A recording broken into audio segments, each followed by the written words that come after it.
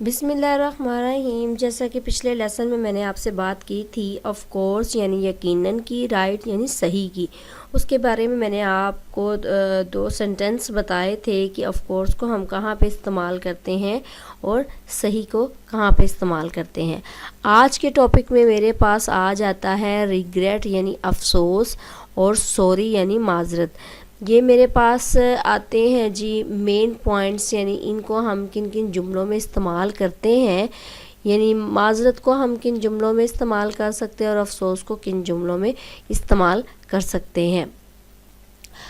اپنے فقرات میں اس لفظ یعنی ریگریٹ یا سوری کے لفظ کا استعمال تب آتا ہے جب آپ کسی کا کام نہیں کر سکتے یا اس وقت یہ کام نہیں ہو سکتا، یعنی آپ سے کوئی انسان ایک کام کہہ رہا ہے اور ایٹ اے ٹائم آپ اس کام کو نہیں کر سکتے، تو پھر آپ کسی کی چیز کے لیے یا کسی کے کام کے لیے یا کسی کے کام سے منع کرنے کے لیے اس لفظ کا استعمال کر سکتے ہیں۔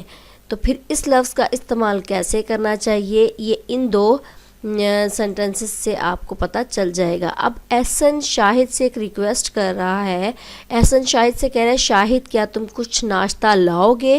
احسن will you bring some break fast?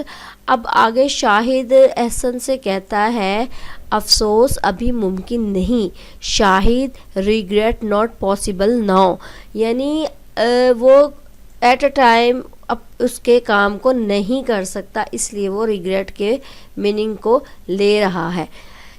آپ سوری بھی کہہ سکتے ہیں، اس جملے میں استعمال کر سکتے ہیں، ریگریٹ بھی کر سکتے ہیں۔ یہ تھا میرا آج کا چھوٹا سا ٹاپک 6 جو مین پوائنٹ تھا، آپ اپنے جملوں میں کیسے اس کو استعمال کر سکتے ہیں۔